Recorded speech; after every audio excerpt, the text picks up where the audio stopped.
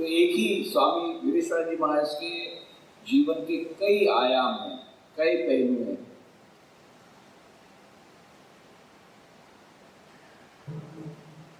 और 1969 में 1969 में सबसे पहले उनकी कृपा मंत्र दीक्षा जब प्राप्त हुई, पहली उनकी मुलाकात रायपुर में, उस समय से लेकर के बाद में उनकी महासमाधि तक में सैकड़ों बार उनसे मिलना हुआ, कई बार चर्चाएं हुई, बहुत सारा सत्संग का लाभ मिला। ये भगवान श्री रामकृष्ण देव की विशेष कृपा से। अभी मैं केवल एक ही पहलू पर कहूँगा। जब आत्मदीपा ने कहा कि बहुत विरोधी स्वभाव के थे, आनंदमय थे, और ये स्वामी विवेकानंद के बारे में जैसा है वैसा ही स्वामी विवेकानंद के बारे में है। वहाँ पे स्वामी विवेकानंद जी भी अमेरिका में रहते थे, तो जब लेक्चर देते थे तो बहुत गंभीर रहते थे। बाद में लेक्चर के बाद बहुत ठाक मारते हंसते थे, जोर जोर से हंसते थे, आइसक्रीम पार्टी करते थे, मजा करते थे। तो वहाँ के लोगों को बड़ा आश्चर्य होता था कि अरे भाई ये सन्यासी होकर के, ये धर्मगुरु होकर के ऐसा करते हैं, क्योंकि उन लोग की धारणा है धर्मगुरु कैसा होना चाहिए, एकदम गंभीर होना चाहिए, long faces. But Swami Vivekananda बोलते थे long faces do not like religion. The first sign that you are becoming religious is you are becoming cheerful. Cheerfulness is the first sign of your religiousness. कि आप पहले तो सबसे पहला धर्म की कसौटी है, स्वामी विवेकानंद ने कहा था कि आप आनंद में हो। और स्वामी विवेकानंद स्वयं भी आनंद में रहते थे, ठाक मारते हंसते थे। एक बार एक अमेरिकन शिष्या से नहीं रहा गया, एक अमेरिकन महिला से नहीं गया, Swami you ought to be serious, you are a religious preacher. Swami ji आपको तो गंभीर रहना चाहिए, आप तो धर्मगुरु है। स्वामी जी ने तुरंत जवाब दिया, yes madam, I too become serious when I got stomach ache. Madam मैं भी सीरियस होता हूँ जब मुझे पेट में दर्द होता है। तो बिना पेट में दर्द के आप कैसा ऐसा केरोसिन पिया हुआ क्यों करते हैं? ये स्वामी जी कर रहा है। और फिर स्वामी जी ने असली उत्तर दिया, why should I be serious? हम आनंद की संतान हैं, हम आनंद में रहेंगे। We are the children of immortal bliss. हम आनंद की संतान हैं तो हम आनंद में रहेंगे। तो इसलिए जो सच्चिदानंद परम सत्य जो है, सच्चिद आनंद, उसकी खोज में हम लोग हैं। इसलिए जितना जितना हम अधिक उस तरफ आगे बढ़ेंगे, हमको वह आनंद की प्राप्ति होगी और हमारा उस प्रकार से आनंद के साथ नाता रहेगा। पूज्य वीरेश्वरानंद जी महाराज ने उस परम सत्य को प्राप्त कर लिया था। इसका सबसे बड़ा प्रमाण है, वे उस प्रकार से आनंद में रहते थे, उन्मुक्त, हंसते भी थे और हंसाते भी थे, और बहुत ही सूक्ष्म, very fine sense of humour था उनके पास, very fine sense of humour. ये प्रकट होता था दैनंदिन जीवन में। तो कुछ घटनाओं को मैं बताता हूँ। 1969 में सबसे पहले जब मेरी मंत्र दीक्षा हुई वहाँ पर रायपुर में, तो उसके बाद में दीक्षा के बाद कहा गया किसी को भी कुछ भी प्रश्न हो तो पूछ सकते हैं। तो उसके लिए इंटरव्यू मैंने फिक्स किया, महाराज मेरे को आधा घंटा बात करनी है। उस समय तो मैं स्टूडेंट था, सब लोगों ने ऐसा अरे क्या आधा घंटा, दूसरों को 5 मिनट नहीं मिलता, पर महाराज ने आधे घंटे से भी ज़्यादा समय दिया उस समय स्टूडेंट को, ये भी बड़ी बात। फिर मैंने अपनी समस्याएं बताई। उसमें एक समस्या ये थी कि मुझे इन्फिनिटी कॉम्प्लेक्स थी। मैं बहुत दुबला पतला था। अभी आपको विश्वास नहीं होगा देख करके, अभी 1 किलो वजन कम करने के लिए जितना मैं प्रयत्न करता हूँ, उससे अधिक प्रयत्न 1 किलो वजन बढ़ाने में करता था, इतना दुबला पतला था। तो और मैंने पढ़ा था स्वामी जी की बात है, what we want is muscles of iron, nerves of steel, physically unfit are, physically weak are unfit for the realization of the soul. जो लोग दुर्बल हैं वो लोग कभी ईश्वर की प्राप्ति नहीं कर सकते। ये सब पढ़ करके मुझे बहुत इन्फिनिटी कॉम्प्लेक्स होती थी।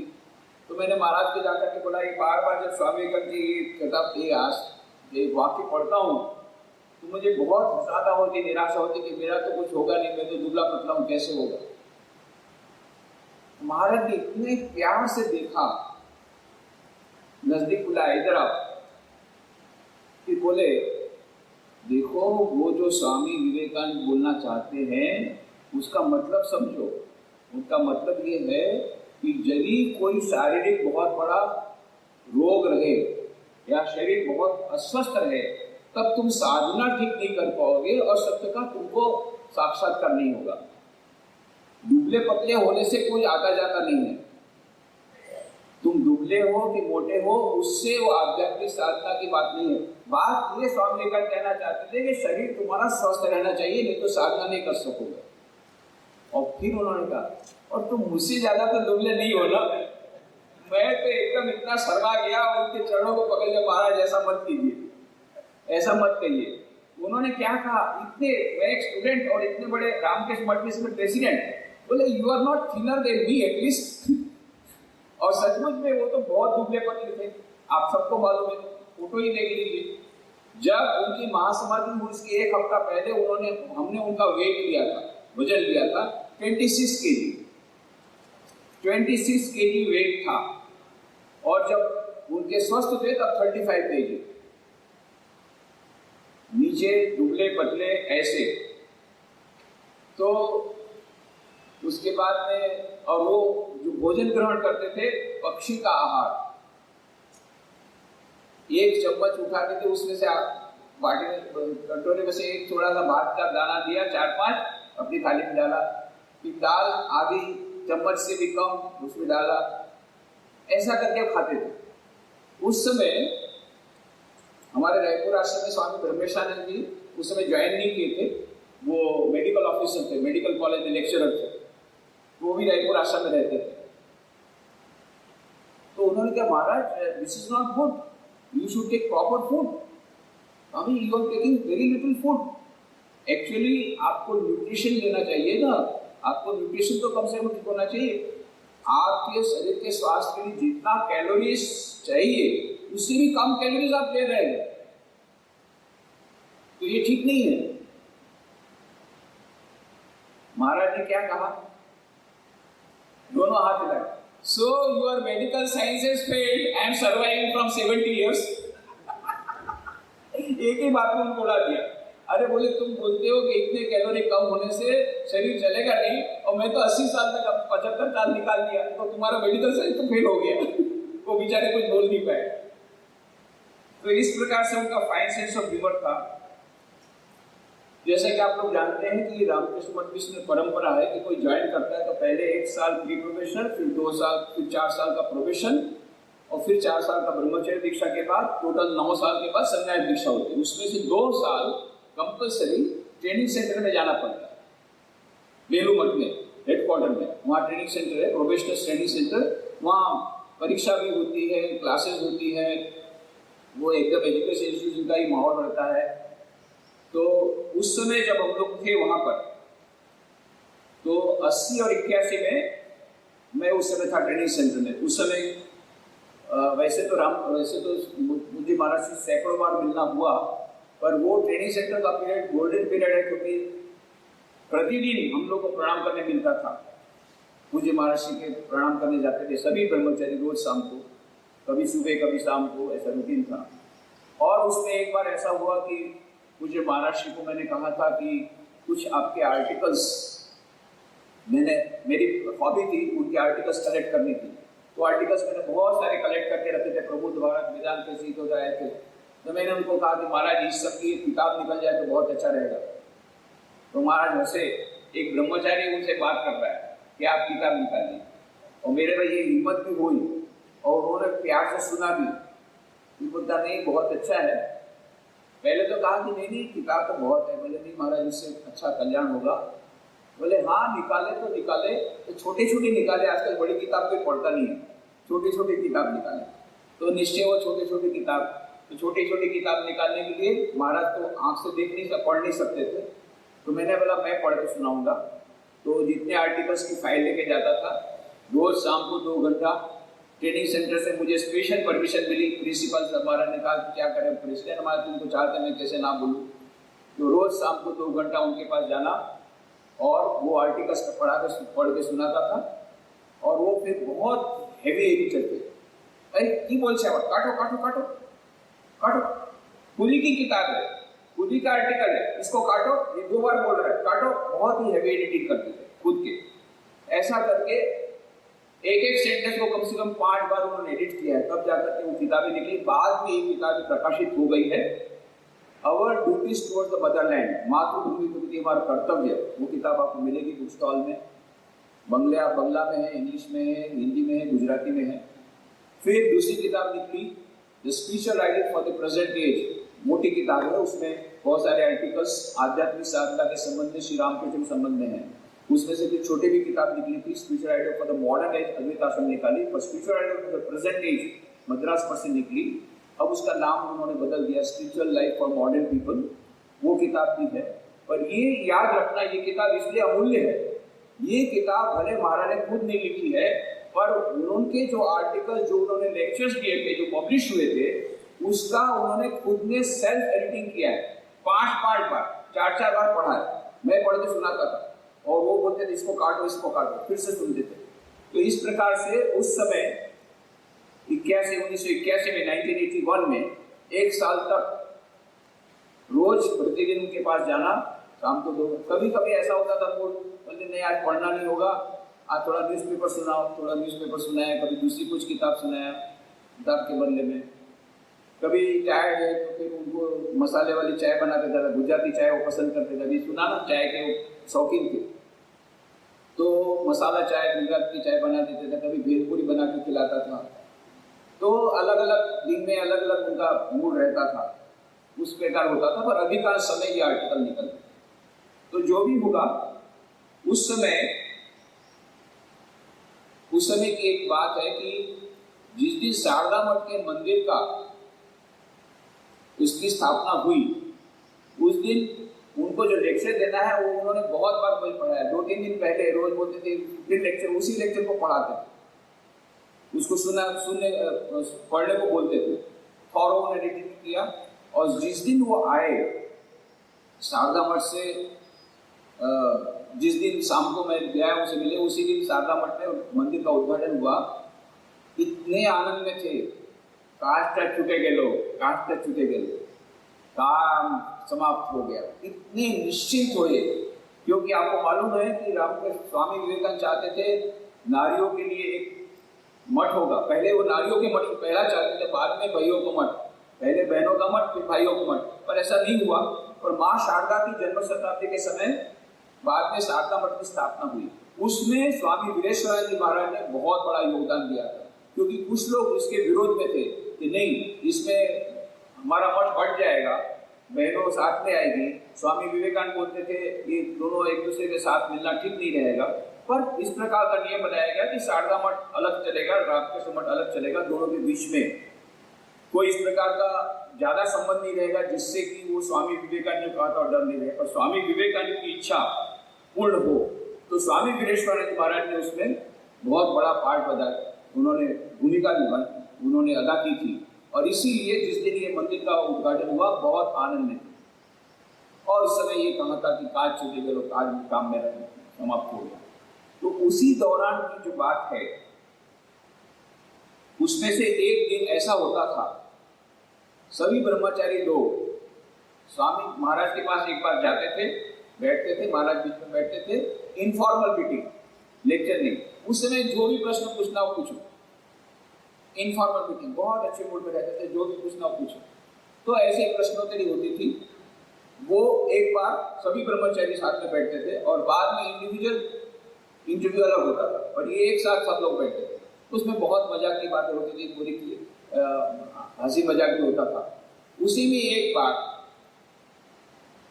महाराज को प्रश्न किए कि महाराज जी किस प्रकार से करें, बहुत सारा कभी कभी काम रहता है, जब हम लोग सेंटर में रहते हैं बहुत प्रकार के सेवा कार्य करने पड़ते हैं, तो how to balance work and worship, तो which should be given more importance.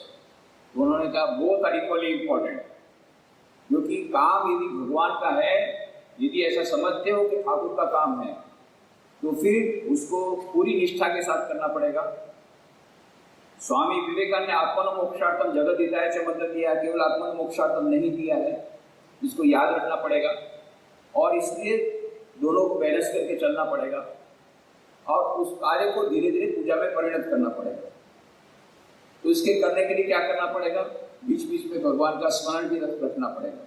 ये सब बात बता रहे। तब ब्रह्मचारी लोगों ने कहा, महाराज आप जो बोल रहे हैं ना वो सब हमको मालूम है, पर जब हम प्रैक्टिस करने जाते हैं तब सब गड़बड़ा जाता है। कार्य को पूजा बनाना चाहिए हमको मालूम है, पर जब प्रैक्टिस करने जाते हैं तब सब गड़बड़ा जाता है। वो ऐसी बात है। तो एक बहुत अच्छी कहानी सुनो। और महाराज ने कहानी सुनी। क्या? ये बोले कलकत्ता की बात है। एक बार 5 शराबी बहुत ज्यादा शराब पी लिए थे। शराब पीने के बाद उसमें से एक शराबी बोला, चलो मजा करते हैं। क्या मजा करेंगे? मैं मुर्दा बन जाता हूं और तुम लोग स्मशान यात्रा निकालो। तो हम लोग रात को स्मशान यात्रा निकालेंगे। कलकत्ते के बड़े रास्तों पर से स्मशान यात्रा। तो वो मुर्दा बन गया और बाकी चारों ने उसको खटिये में डाला। राम नाम सत्य है, सत्य यही गत है, राम नाम सत्य है, सत्य, चिल्लाते चिल्लाते कलकत्ता के रास्ते से आधी रात को सब स्मशान यात्रा निकल गई। अब एक चौराहा आया, चौक आया।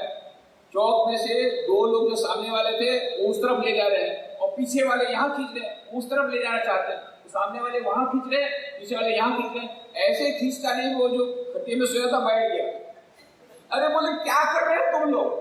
ये कितना ये लोग खींचता नहीं कर रहे, मेरे को कितना तकलीफ हो रहा है। बोले देखो ना, ये बोल रहा है कि वो स्मशान घाट उस तरफ है, ये बोलता है स्मशान घाट इस तरफ है, इस खींचता नहीं। बोले आपको तकलीफ हो रही है। अरे तुम लोग भी मूर्ख हो, तुम लोग को स्मशान का रास्ता नहीं मालूम। देखो मेरे को स्मशान का रास्ता मालूम है। केवड़ा तला उसका रास्ता मालूम है और नीम तला, ये 2 बहुत बड़े वहां स्मशान है, फेमस स्मशान है कलकत्ता में। नीम तला का भी रास्ता मुझे मालूम है, केवड़ा तला का भी रास्ता मालूम। और अभी तो मैं मुर्दा हूं, बोलूं कैसे? महाराज ने कहा यही बात है, हम लोग जानते हैं रास्ता क्या है, पर अभी मुर्दे बने हुए हैं, हम ढोंग कर रहे हैं मुर्दे का, इसलिए हम लोग कर नहीं पाते हैं। तो हमारा ढोंग छोड़ना पड़ेगा और सिंसियरली हम ट्राई करेंगे तो सब कुछ होगा। तो ऐसी बहुत सारी बातें हैं मुझे महाराज जी के साथ। एक बार क्या हुआ, उसी समय ट्रेनिंग सेंटर की बात है, 18 जून 1981 की बात। 18 जून 1981 के दिन सुबह सुबह महाराज जी मंदिर के दर्शन करने वैसे तो जाते थे थोड़ा देर में, तो उस दिन जरा जल्दी निकल गए। सुबह 6 बजे भी निकल गए। 6 बजे भी निकल गए, दर्शन करने जा रहे थे मंदिर में। रोज उनका क्रम था, रोज 2 बार दर्शन करने जाते थे। रामकृष्ण देव का मंदिर, माँ शारदा का मंदिर, स्वामी विवेकानंद का मंदिर और स्वामी ब्रह्मा जी का मंदिर, ये सब जगह जाते थे। ऐसे दर्शन के लिए निकले, अचानक घंटी बजी 6 बजे। तो महाराज ने पूछे क्या हुआ? बोले नाश्ते की घंटी बजी। नाश्ते की घंटी बैठी, चलो हम भी नाश्ता करने जाए। नहीं महाराज आपका नाश्ता तो रूम में, नहीं आज थोड़ा सा इनको सरप्राइज दें। आगे डाइनिंग हॉल में, डाइनिंग हॉल में प्रेसिडेंट महाराज सुबह 6 बजे, आप कल्पना कर सकते हैं, सभी ब्रह्मचारी लोग तो एकदम आश्चर्यचकित हो गए। महाराज का तो सुबह बैठो, कोई इसको खड़ा रहने देते, चलो बैठो तुम लोग नाश्ता करो, मैं देखूंगा तुम लोग कैसा नाश्ता करते। और उनके लिए चेयर बनाई गई वहाँ डाइनिंग हॉल में, वो बैठ गए, बोले तुम लोग कैसा नाश्ता करते हो, और बातचीत करने लग गए। फिर उसके बाद हंसते बोले क्या नाश्ता कर रहे हो? तब बोलते महाराज बूंदी है, बूंदी और मुड़ी, बूंदी और मुड़ी का नाश्ता है। वाह बहुत अच्छा, तुम लोग तो बहुत अच्छा नाश्ता कर रहे हो। तो फिर एक ब्रह्मचारी, महाराज ऐसा मत सोचना कि रोज इतना अच्छा नाश्ता मिल रहा है, तो कभी कभी मिलता है। आप आए हैं, ये संयोग है कि आप आए हैं इसलिए आज मिला है, बाकी रोज ऐसा अच्छा नहीं मिलता। वो रोज ऐसा अच्छा नहीं मिलता है नाश्ता। तो सुनो एक कहानी।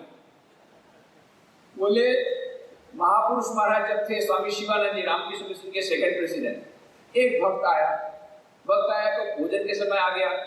तो महाराज क्या बोले, अच्छा जब प्रसाद के समय आया प्रसाद खिलाओ। तो उसको प्रसाद भोजन दिया गया। अब उस दिन कोई विशेष उत्सव था, तो खीर बनाई गई थी। तो खीर उसने खाई, बहुत आनंद आया। बहुत दिनों बाद फिर से आया, फिर वही प्रसाद के समय आया। फिर से महापुरुष महाराज ने कहा जो भाई प्रसाद दे रहा है उसको खाना खिलाओ। तो प्रसाद खाने को बैठा। उस दिन फिर ऐसा कुछ विशेष उत्सव था, फिर खीर आई। ये मन में सोच रहा है ये साधु लोग तो बड़े मजे में है, रोज खीर खाते हैं। और महापुरुष महाराज को अंतर्यामी समझ गए बेटा क्या सोच रहा है। ये महाशय कि आपको गंध मिलती है क्या? घर से जिस दिन खीर बनती है उस दिन आ जाते हैं। अरे हम लोग रोज खीर नहीं खाते हैं, कभी कभी खीर खाते हैं, आप जब खीर होती है तभी आते हैं। कुछ गंध मिलती है क्या आपको? तो बता दिया भाई रोज की बात नहीं है। इस प्रकार से बहुत अच्छी अच्छी बातें बताते थे। 26 अगस्त 1981 की बात। तो हम लोग कुछ ब्रह्मचारी जरा तेज चलने वाले 8-10 लोग सब एक साथ निकलते हैं ट्रेनिंग सेंटर से प्रेसिडेंट महाराज। एकदम पूरी आर्मी निकलती, जैसे आर्मी के जब लोग जवान जाते हैं ऐसे सब जाते हैं, व्हाइट ड्रेस पहने सब जाते हैं प्रेसिडेंट महाराज के क्वार्टर में। तो उसमें से हम लोग जो तेज चलने वाला 7-8 लोग पहले पहुंच गए, वो लोग धीरे धीरे आ रहे हैं। हम लोग पहुंच गए, प्रेसिडेंट महाराज तो बैठे थे प्रणाम के लिए। अरे बाकी लोग क्या महाराज, वो लोग पीछे आ रहे हैं, पीछे आ रहे हैं, दूर है, हाँ दूर है, आओ इधर आओ इधर आओ। सबको 7-8 लोग को बुलाया, देखो मैं तुम लोग को टॉफी देता हूँ, तुम्हारा स्पेशल टॉफी है अमेरिका से, तुमको देता हूँ, उन लोग को बताना मत, समझ गए? हम लोग नहीं बताएंगे, महाराज दीजिए दीजिए टॉफी दीजिए, अमेरिकन टॉफी। अमेरिकन टॉफी बैठा है बाजू में, दे रहे हैं। बोले एक कहानी सुनो। एक महिला थी, अब कुछ मेहमान आने वाले थे, तो बेचारी पूरियां तल रही थी कि मेहमान आएंगे। उसी समय बच्चा आ गया, 2 बच्चे आ गए। मम्मी मम्मी क्या कर रहे हो, माँ क्या कर रहे हो? अरे चुप, नहीं क्या कर रहे हो? नहीं पूरी कर रही हूँ, एक पूरी दे दिया, अपने भाई लोगों को बताना मत। हाँ ये लोग जा करके बताना मत हमारा नाम, जहाँ वहां पूरी चल रही है, सब पूरी खत्म। तो मुझे महाराज ने बताया देखो ऐसा मत करना। मुझे महाराज जब तो ऐसा करेंगे, आपने हमको बता दिया, हम भी जाकर के सब लोग को बोलेंगे पुड़िया तल रहे हैं महाराज। तो हमने जाकर के सब महाराज को बोला, सब महाराज ने सबको फिर अमेरिकन टॉफी दी। इस प्रकार से ब्रह्मचारियों के साथ भी इतने प्रेसिडेंट महाराज, इतने सीनियर स्वामी जी, और हम लोग साथ ऐसे घुल मिल जाते थे, बहुत सारे मजाक करते थे। 18 मई की बात है, 18 मई 1981। तो मैं और एक हमारे साथ ब्रह्मचारी था, अभी वो सिंगापुर में स्वामी जी हैं, सत्यलोकानंद उसका नाम है, जापान के, ओरिजिनली जापान के हैं, पार्थ महाराज उनका नाम है। तो हम लोग साथ में ज्वाइन किए, ट्रेनिंग सेंटर भी साथ में हुआ। तो उस दिन बुद्ध पूर्णिमा थी, तो क्योंकि वो जापान का है, उसको इच्छा हुई कि आज महाराज को स्पेशल प्रणाम करे। बोले तेरे साथ तू तो महाराज के पास स्पेशल जाता रहता है, जरा ले जाना मेरे को महाराज के पास। मैंने चल चले जाते। तो हम दोनों गए, विशेष उस दिन तो उस समय प्रणाम का समय नहीं है, हम लोग अलग से चले गए। प्रेसिडेंट महाराज क्या बात है ऐसे समय है? महाराज आज बुद्ध पूर्णिमा है ना, इसलिए इसको इच्छा थी स्पेशल प्रणाम आपको करे, तो इसलिए हम लोग दोनों प्रणाम करना है। लोग बहुत अच्छा बुद्ध पूर्णिमा का प्रणाम करना है, बात सुनो। एक बार हम लोग स्वामी अखानंद जी महाराज के पास गए, तो बुद्ध पूर्णिमा का दिन था। तो स्वामी अखानंद जी कहा देखो आज बुद्ध पूर्णिमा है। बुद्ध का उपदेश मालूम है ना, उनके 3 उपदेश थे, बुद्धम शरणम गच्छामि, धम्मम शरणम गच्छामि, संघम शरणम गच्छामि। 3 उपदेश दिए थे कि तुम सबको 3 बार साष्टांग प्रणाम करना पड़ेगा। तो मुझे प्रभु महाराज ने कहा वीर समाज के, हम लोगों ने फिर 3 बार हम लोगों ने साष्टांग प्रणाम किया। तो हमने कहा महाराज तो हम लोग भी 3 बार आपको साष्टांग प्रणाम करेंगे। नहीं तुम लोग 1 बार करने से होगा। फिर भी हम लोगों ने 3 बार साष्टांग प्रणाम किया।